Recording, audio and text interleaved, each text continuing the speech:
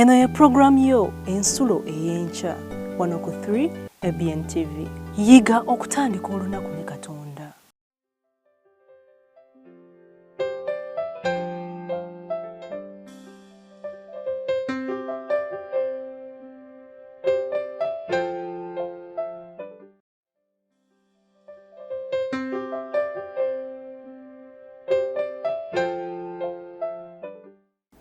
Ekyawandiikibwa kyaffe ekya leero kigenda kuva mu Ngero essuula 16 olunyiriri lwa 3 nga lugamba nti emirimu gyo giterese Mukama n'ebirowoozo byo binaanywezebwanga. Nga tuli mu nsi eno ey'ekibi ejjudde ebitunyigiriza bingi, kale gwe ebibyo byonna bikwase Mukama. Buli kizibu ky'olina kikwase Mukama, weewaawo olifuna emirembe mu mutima. Amannya Lunkuse Noluyati. Mukama abawe nnyo omukisa.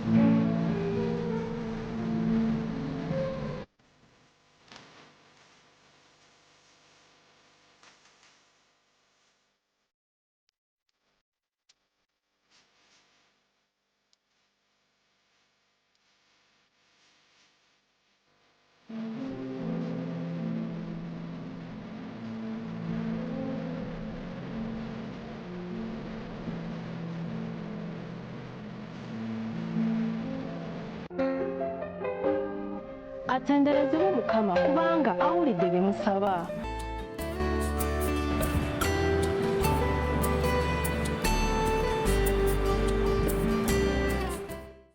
Kwanirizaako ku programu yaffe ensulo ey'enkya ku TV eŋŋanzi eya 3 ABN. Mukama yeebala okuyisa mu kiro ate n'akuwa okutegeera okumanya obukulu oba okusooka okumunoonya nga tetunnaba kukola birala byonna. Puroguramu eno kakasa ekuyamba nga nange bwe nnyamba okuteekateeka ebirowoozo byange, okwaŋŋanga ebizibu bye nnyinza okusanga, okusoomooza okukkiriza kwange oba n'empisa ez'obugunjufu ze mba nandyagadde okuba nazo. Era nsaba Mukama atuyambe n'olwaleero ekole ekintu kye kimu mu bulamu bwange awamu ne mu bubwo nga tuwuliriza era nga twewumbeka mu maaso ga Mukama. Amannya gange nze Kyala Adron Constance Nsibambi, omusinza ow'Omukanyanya SDA Church. Ekyokuyiga eky'enkya eya leero kiriko omutwe nagwo omunyuvu obugamba nti obutejjusa. Obutejjusa. Wali wejjusizaako? Kaakati katulabe.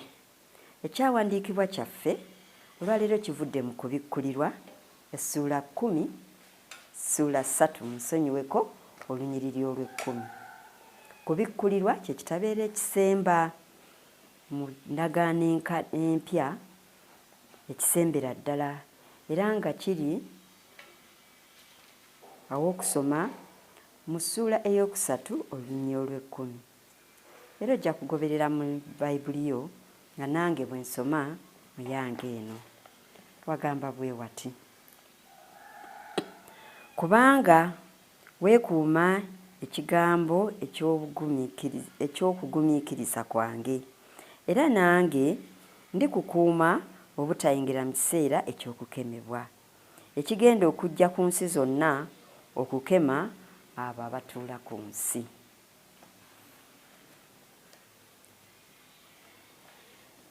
Katusabe. twebaza olw'omukisa guno omupya Katonda waffe gw'otuwadde okulaba ku lunaku olulala. Si maanyi gaffe naye olw'ekisa kyo. Weebale nnyo ssebo, weebalire ddala. Tukwebaza nate era kubanga ate otuwadde ekiseera ekyokusooka okutuula ku bigere byo, okuyiga ebigambo bye ebirungi, okutuluŋŋamya mu lunaku luno olwaleero. Tukakasa Katonda waffe nti mu kubeerawo okwo tujja kuyiga era n'empisa zaffe zijja kukyusibwa kufaananyizibwa abo be wandyagadde okubeera abagolobeezi bo. Luŋŋamya okwogera kwange n'okuwulira kw'omuddu wo n'omuzaana wo ali eyo, asobole okuwulira n'okutegeera, era ffenna tusobole okuganyulwa mu bulamu buno bwe tutambuliramu obutali bwangu ku bwa Yesu Kristo Mukama waffe. Amiina. Okwejjusa gwe mutwe ogw'ekyokuyiga kyaffe eky'olunaku olwaleero. Ekigambo kino kijje mu mitima gy'abantu bingi. Wali okozeeko ekintu naawe kennyini n'owulira nti Mukama Katonda wange nakikoledde ki? Oluusi kiyinza okulabika ng'ekitono naye era omutima nga gukulumiriza nti ekintu kino kyewandikikoze, naye gwe n'olemerako n'ogamba kankikole. Nnyinza okwenenya, nnyinza okukibuzaabuza, yinza obutabaayo akimanya. Abantu bangi bakoze ebintu ebinene n'ebitono naye nga byonna birimu ekiseera okutuuka ne babyejjusa. Ekyokulabirako kye nnyinza okuwa okuva mu Bayibuli ky'ekyomusajja Yuda Isikaliyooti. Yuda musajja wattu yali amanyi nti ateebye eddiiru, kubanga bwe yalaba Katonda ku byamagero bye yali akoze okuyitamu Yesu Kristo ng'ali ku nsi kuno, yalaba nti tewali kisobola kumulema. Olw'okuba yali muwanika ng'ayagala n'okufissaawo, yasalawo okuwaayo Yesu ng'amanyi nti amagezi ge, obuyinza bwe n'obusobozi bwe bwonna tebusobola mukwatisa ne batuuka n'okumutta. Bw'atyo yakolagana n'abakyamu n'asobola okutunda Yesu Kristo mu dinaali 3. Yuda okumanya nga kye yakola kyamuleetera okwejjusa ate nga yali amaliridde okukikola omutandikwa. Yadde Yesu yamulabula nti ekintu kino kijja kuvaamu obuzibu, naye olw'essente ze yatunuulira teyakakasa nti ekizibu kiyinza okwenkana ekyo kye yalaba nga kituuseewo. Bw'atyo Yesu n'amuwaayo n'akwatibwa. Yagenda okutunuulira ekikolwa ky'akoze ebikivaamu nga tebyenkanankana na ssente z'afunyeemu, era okukomekkereza nga yeetuze. Jjukira tuli ku mutwe ogw'ekyokuyiga ekigamba nti okwejjusa. Waliwo n'omulala omu ku bantu abatutumufu mu Bayibuli, Dawudi. Dawudi naye bwe yafuna obwakabaka kiseera kyali kya ntalo. Mu kifo ky'ogenda okulwana olutalo ye yasigala waka n'atuma abantu. Era mu kiseera ekyo eky'eggandaalo mwe yatambulira waggulu ku kalina gye yali n'alaba omukyala eyali anaaba. Omukyala yali mufumbo muka musajja Uliya. Ekintu kino olugero luno tusomako mu Samwiri ekyokubiri essuula ey'e11. Tuyinza obutagisoma kugimalayo naye nsaba otte akaseera olabe ebintu ebimu ebikolwa ng'ogenderedde kirala naye ate ne bivaamu ekinene ekisinga ku ekyo kye wabadde osuubira. Dawudi bw'atyo bwe yeegomba omukyala owa munne ng'ali mu ggandaalo ne yeesanga nga amuyiseeyo era amuleese. Ne yeebaka naye era ekyaddirira yali lubuto. N'anoonya engeri gy'ayinza okusaanyaawo ekyo ekibaddewo n'alemererwa. Ekibi kizaala ekirala. Era ku Dawudi bwe kityo bwe kyali. N'atuuka okwagala okusindika omwami Uliya omugonvu omuwulize amusindike mu lutalo agende alwane. Musonyiwe katono. Amugaane okugenda okulwana olutalo lwe yali alina okugenda okulwana. musajja wattu n'agamba nyinza nti okugenda okwebaka eka ng'ate olutalo lugenda mu maaso. Olw'obwesigwa bwe era yagenda, kubanga Dawudi bwe yalemwa engeri yonna ey'okumukwatako yamuteeka ku front line, musajja wattu n'attibwa. Era omukyala okukomekkereza nga bba amaze okufa. Katusome olunyiriri olw'26 olwagala okukomekkereza olugero luno nti awo muka Uliya bwe yawulira nga bba afudde n'amukungubagira.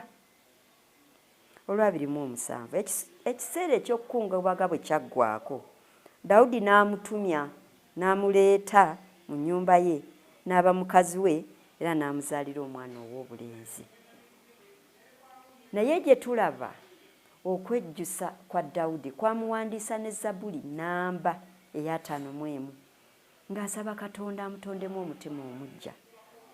Naye ekirungi tulina Katonda oyo omulamu, Katonda omusaasizi, Katonda atutegeera obunafu bwaffe, eyeewaddeyo okubeera nga bwe tuba tukoze ekikyamu ajja kutuyamba okutusonyiwa. Naye ate okusinga ennyo ayagala nnyo twekuume, tubeere n'okukkiriza, asobole okututangira mu kiseera eky'okugezebwa, kubanga ekiseera eky'okugezebwa kigenda kukwata buli muntu, kubanga ayogedde wano mu linnya olwokutaano lwe tusomye, tigenda kujja mu nsi zonna, ebeere ngunjufu ereme kubeera ngunjufu, okukemebwa kugenda kujja. Era okukema kujja kukwata eri abo abatuula mu nsi, gwe nange tutuula mu nsi. Ebyo byawandiikibwa eby'engero oba ebyabaawo bye tulabako mu Bayibuli abantu we baaleetera okwejjusa.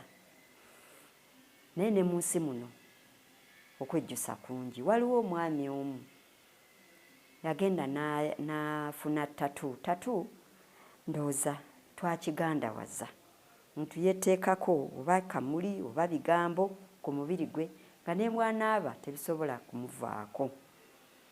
Bangi nno baba balabuddwa nti nno kyeteekako kyogendako tokimanyi. Naye omuntu ayinza okulowooza nti oyo ayogeza butamanya oba na butategeera kyendi. Tatu ekikola obubi si wa bbeeyi, asoboka. Ate ebiseera ebisinga bagamba nti n'okuluma takola ki? Taluma. Naye ate ekizibu kiriwo nti bw'amala okuyingiramu kiba kya muwendo nnyo, oluusi n'okulemwa kiremwa abantu okumweggyako. Waliwo omwami omu yayagala omuwala n'amwagala ekyenkanidde awo. Erinnya katuliyita erya Mary. Bwe yayagala Mary ekyenkanidde awo n'agamba okumanya mwagala nnyo ansula mu kifuba, kanteeke ne tatu mu kifuba kyange mpandiikemu erinnya eryo erya Mary. Era ensinga bw'eri nga bw'ejjudde ebibi, ekiseera kyatuuka ne bakyawagana. N'atandika okwejjusa ekyamuwandiisa mu kifuba kye erinnya eryo. N'awasa omuwala omulala, katumuyite Jane. Jane okugenda okulaba omwami we, omwami katumuyite John. John nga ekifuba kyetimbyemu Mary. Ng'ate Jane akakasa bulungi nti Mary si ye maama we, era ateekwa kuba muwala ate mulala, si omu ne kuba nnyina. Okwejjusa kwaliwo kubanga buli kiseera lwe yalabanga ekifuba ng'ate kuliko Mary ng'ate ali ne Jane, yawuniikiriranga, yeetamwanga, yejjusanga. Naye ng'ate yalabulwa, ng'era bangi bwe balabulwa. Abawala balabuddwa, abalenzi balabuddwa, oyambala bubi, empisa z'otambula abantu nabo b'otambula nabo si batuufu, baleke. Naye omuntu n'agaana kubanga ekiseera ekyo aba anyumirwa. Naye Mukama atuyambe nti tuleme okwejjusa. Abantu bangi oluvannyuma lw'okulabulwa ate bwe bejjusa ne babeera nga banakuwala mu ngeri eri awo embi. Naye okunakuwala kiki ekikuleeta? Kubanga ekiba kikoleddwa kiba kivudde mu kibi.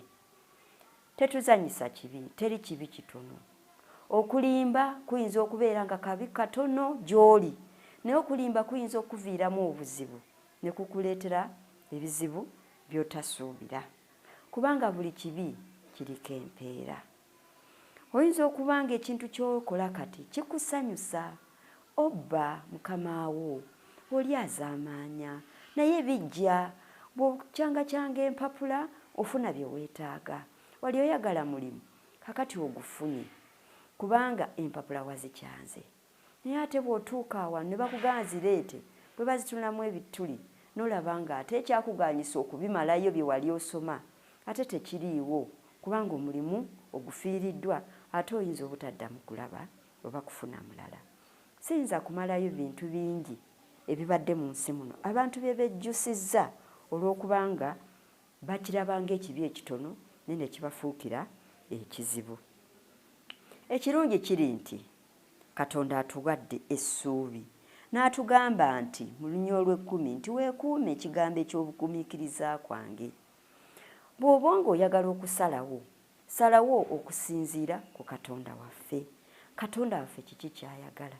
Katonda mulungi ekyenkanidde awo nti amateeka ge yagateeka ku mitima gyaffe, ku mutima gwo guwandiikiddwako. Ne bw'obeera muto otegeera nti okubba kubi nga tokisomyeko. Ne bw'obeera muto, ne bw'obeera mu mbeera etya otegeera nti okutta kubi. Kyova olaba nga buli atta okulumirizibwa kumukwata mu mutima gwe, emirembe ne gimubula mu kiseera ekyo oba ne mu kiseera ekiyinza okuddirira. Lwaki tetukozesa omukisa Katonda gw'atuwa ogw'ekisuubizo ekisangibwa mu lunyiriri lwaffe lwe tusomye olugamba nti ndikukuuma obutayingira mu kiseera eky'okukemebwa. Bw'omwewa akukuuma obutayingira mu kiseera eky'okukemebwa. Bw'omwewa Katonda waffe akukwatirira.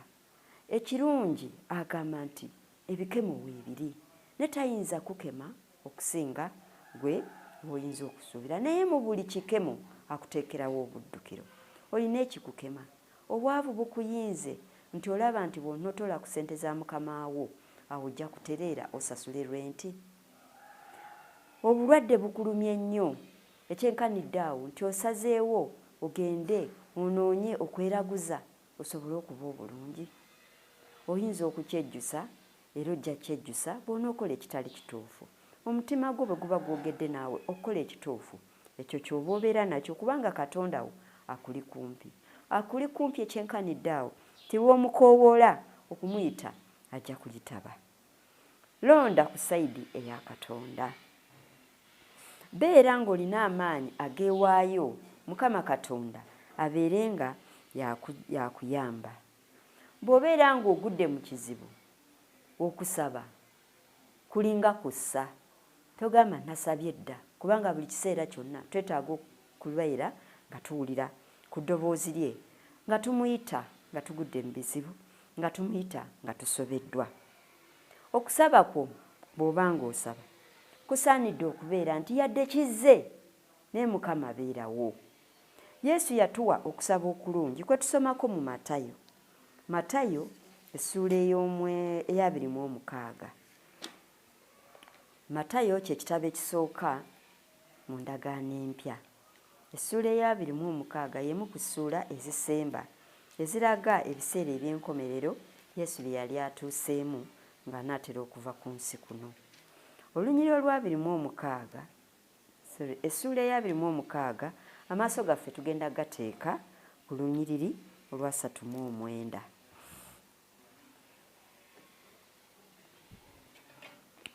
Yesu yennyini ye yatambula n'ayogera n'olunyiriri ne lugamba bwe luti, n'atambulako katono n'avuunama n'asaba. Yesu ng'agamba nti, ayi Kitange, obanga kiyinzika ekikompe kino kinveeko.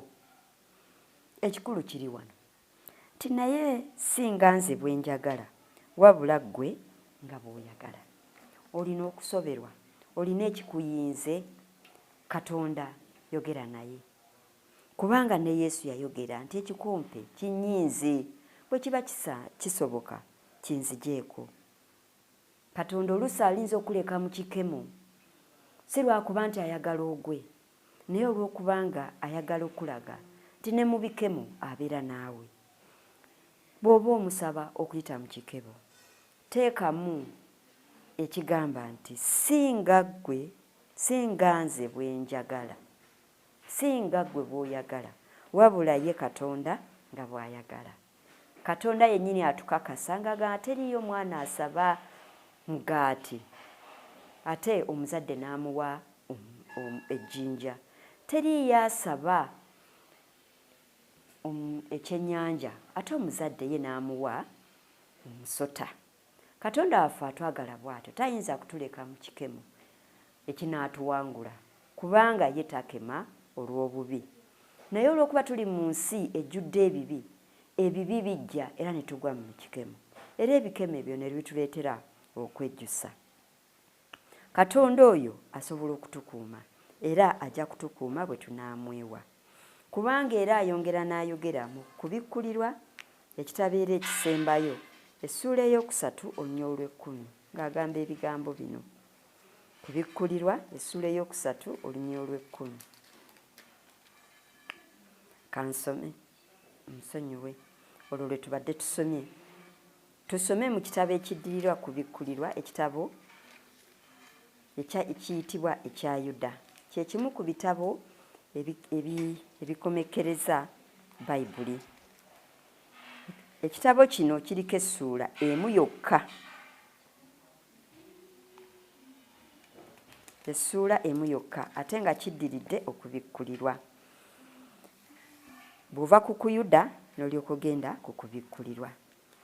Yuda talina ssuula nnyingi era alina essuula emu. Kyetuva twogera nti Yuda olunyiriri olw'24 wagamba nti oyo ayinza okubakuuma obuteesittala n'okubayimiriza mu maaso g'ekitiibwa kye nga temuliiko bulema mu kujaguza, Katonda omu yekka omulokozi waffe ku bwa Yesu Kristo aweebwenga ekitiibwa, obukulu, amaanyi n'obuyinza okuva mu mirembe gyonna egyayita ne kaakano era ne mu mirembe egitaliggwaawo. Amiina. Katonda oyo omu ayinza okutukuuma eri okwesittala ne tutasobola kwesittala. Mwesigwa, ekigambo kye kya mazima, tabuusabuusa, takyusa bigambo bye. Oyo bw'abanga asobola okutukuuma obuteesittala, tusobola okukuumibwa obutatuuka ku kiseera eky'okwejjusa. Ekigambo kye kakitubeerenga kumpi, tumuyitenga bwe tuba n'okusoberwa, tuleme okuyingira mu kukemebwa, kubanga okukemebwa kuleeta bwe tuba nga tuwanguddwa okwejjusa. Teriiwo we kigambibwa nti tolikemebwa, tujja kemebwa naye ali kumpi era ajja kulwana olutalo olw'okulaba nti tetwesittala. Kkiriza oyo omu yekka akuluŋŋamye mu lunaku olwaleero, buli kikemo ekinajja kireme okuleetera okwejjusa, kubanga yadde nga kize leero n'okikkiriza oyinza obutalaba buzibu bwakyo, ate ne kiryoka kijja ebikolwa byakyo oba ebikivaamu oluvannyuma ne bikuleetera okwejjusa. Waliwo omwogezi omu eyayogera n'agamba nti oyinza okukola ekibi naye ekibi nga kigeraageranyizibbwa ng'ensigo, kuba ekikolwa ekyo bw'okikola kiyinza okubeera ng'ensigo ey'ekijanjaalo. Abalimi tumanyi nti mu myezi 2 emyezi 3 bw'oba osimbye ensigo ye ey'ekijanjaalo eba emeze, eba emeruse, emulisizza, etaddeko, weewaawo n'okulya mu myezi 3 oba otandise okulya oba ku 2.5. Eyo y'ensigo eyanguwa. Oyinza okukola ekintu ne kiviiramu mangu obubi amangu ago, naye ate eriyo ekibi ky'oyinza okukola ne kirwawo okuvaamu ebibala. N'akigeraageranya n'ensigo ey'omuvule. Omuvule gusimbibwa naye kigambibwa nti gumala n'emyaka 8 nga tegunnaba kkula kutuuka kubanga gusalibwa gukubeeremu olubaawo olulungi. So oyinza okukola ekibi ne wejjusa emyaka mingi nga gimaze okuyitawo kubanga olowoozezza nti kinaakuyamba, naye oyo akuuma eri obubi y'omu y'oyo Katonda waffe abadde naffe ekiseera kyonna, ayinza okukuuma okukuggya mu bubi. Mwekwate, beera naye, yogera naye, mukoowoole, okuyita mu kusaba, okuyita mu kuyimba, okuyita mu kusoma ebyawandiikibwa. Abeere kumpi naawe, akukuume eri obuteesittala, akukuume eri ebibi ebikoma ebireetebwa omulabe Sitaani mu bulamu bwaffe. maliriza nga nkukakasa nti teriiyo kibi ky'oyinza kukola ne kitatereta kwejjusa. Oyinza gwe obutakifunamu naye ate amanyi okutereka kubanga yayogera nti n'emirembe egy'obwannakana ayinza ogiwalana olw'ekibi kyo gw'omu omuntu omu ky'oba okoze. Weewala okukola obulungi, noonya okukola obubi, noonya okukola obulungi. Mukama Katonda waffe ng'akuwaniridde ojja kusobola okubeera nga tewejjusa kubanga ajja kuwa amaanyi ag'okuyimirirawo mu kiseera eky'okugezebwa. Nsaba Mukama akukwateko, akuluŋŋamye, atambule naawe, abeere naawe wonna w'oli olunaku olwaleero. By'onookola omalirire okubeera nga tojja kwejjusa ng'okoze ebitasaanidde. Katusabe. Oyogedde naffe Katonda waffe okuyita mu byawandiikibwa ebitukuvu. Otulaze Katonda waffe abantu abaakola ebintu ebyaleeta okwejjusa n'abamu ne batuuka n'okwetuga nga Yuda. Ate abamu ne bafuna omukisa nga Dawudi ne bakola ebibi ebirimu okutta n'okwenda ebimenya amateeka go ne n'oba mulungi n'okkiriza okusaba kwabwe era n'obasonyiwa. Naffe bwe tutyo tukoze ebibi bingi ebimu nga bituleetera okwejjusa ne tuzze mu mikono gyo leero otusonyiwe, tuwambaatire, otuggyeko obubi bwonna bwe tukoze, tusaasire, otusonyiwe. Ate era otukuume bwe tubanga tukoze obubi tuleme okwekola obubi wabula okuddukira gy'oli. So nga ate bwe tubanga tutegedde obubi bwaffe twekuume tuleme ate okuddamu okwejjusa nate. Tukulembere omuddu wo n'omuzaana wo abali awo nga bawuliriza ekigambo kyo, bawe omukisa, baluŋŋamye, baleetere ennyonta ekkusibwa ensulo ey'amazzi agava gy'oli okuyita mu kigambo kyo. Abalwadde bakwateko, abalina obuzibu obw'enjawulo ssebo yongere okubawonya. Tulina essuubi nti emibiri gyaffe eminafu gijja kusitulibwa bw'onoobeera mu ffe ng'okola omulimu gwo ogusaanidde okusobola okuweesa erinnya ly'ekitiibwa era ogunaatuleetera naffe okuwangula enseene ey'ekibi kubanga osuubiza nti buli muntu ajja kukemebwa naye ate eriyo abatajja kuyingira mu kukemebwa na kutwalibwa kukemebwa kubanga ojja kuba obakuume. K'oyo omuddu wo n'omuzaana wo abeere omu ku abo abanaabeera nga bawangudde nga tebakemeddwa nga tebejjusizza mu kukemebwa kwe baba bayiseemu. Twongereko ng'emikisa gye bwe giri ow'emirimu emikisa emirimu gye tukola obwa Yesu Kristo omulokozi waffe. Amiina.